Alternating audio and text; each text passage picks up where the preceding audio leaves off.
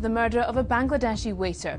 The weapon was discovered in the garden of a former police detective, known to have been an acquaintance and colleague of Eddie Ross, the father of Michael Ross, who was convicted of the 1994 killing. In 2008, Michael Ross was convicted of murdering Shamsuddin Mahmood, a crime he carried out when he was just 15 years old.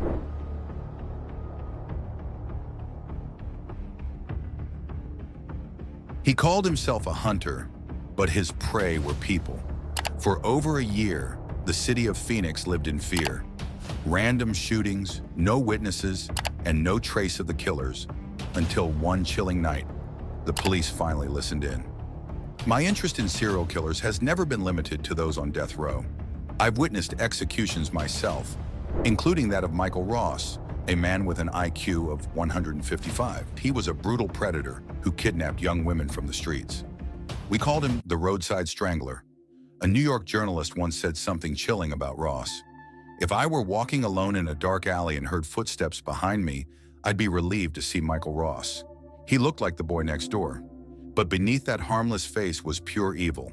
When Michael Ross was only 10, he worked on his family's chicken farm in Connecticut. One of his chores was killing weak chickens. At the age of 21, he was strangling not animals, but people. Ross grew up in a violent home. His mother was mentally unstable and often beat him. His father's relationship with her was broken and full of fights. Ross was also sexually abused by his uncle. These experiences left him angry, damaged, and emotionally cold.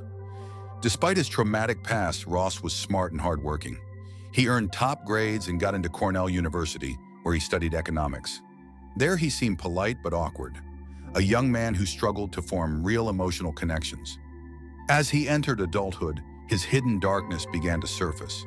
Serial killers rarely begin with murder. They start small, spying on people, stalking them, committing minor assaults. When they realize they can get away with it, the crimes escalate. For Ross, it became an addiction. Whenever a woman rejected or upset him, his rage exploded. Between 1981 and 1984, he raped and murdered 8 young women. He didn't see them as people, just outlets for his anger. He once admitted that if you asked him to identify one of his victims right after the killing, he couldn't. Ross's first known victim was Zung Tu, a Cornell student. Her body was found in a creek in 1981. Police first believed it was suicide, but years later, Ross confessed to killing her. After that, his attacks became frequent and methodical. Michael Ross targeted young girls hitchhiking or walking alone. He gained their trust, then strangled them after saying, "I'm just going to tie you up and leave."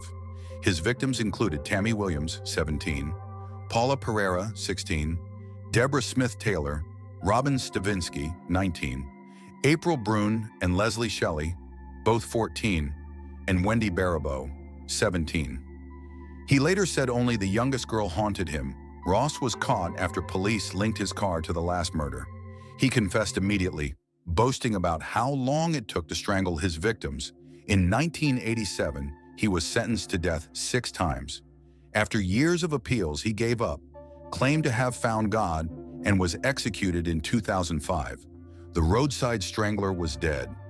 Meanwhile, 2 killers, Dale and Sam, were being tracked by police. The most chilling moment came when Dale's daughter repeated his words, "Tell Sam not to kill anyone tonight." Evidence from a trash bag, a shotgun shell, victim names, clippings, and maps helped police close in. 9 days later, SWAT stormed their apartment, ending a 14-month spree of 8 murders and 27 attempted killings. Sam eventually confessed and turned witness, exposing everything. An officer held his hand and said, "You're great, Ron. I love you." Ron squeezed back, moments before passing. In March 2009, Dale Hausner was convicted of 80 counts of murder, attempted murder, and animal cruelty. He was sentenced to death but committed suicide 4 years later. Sam Diedemann was convicted of 2 murders and conspiracy to commit murder, receiving a life sentence.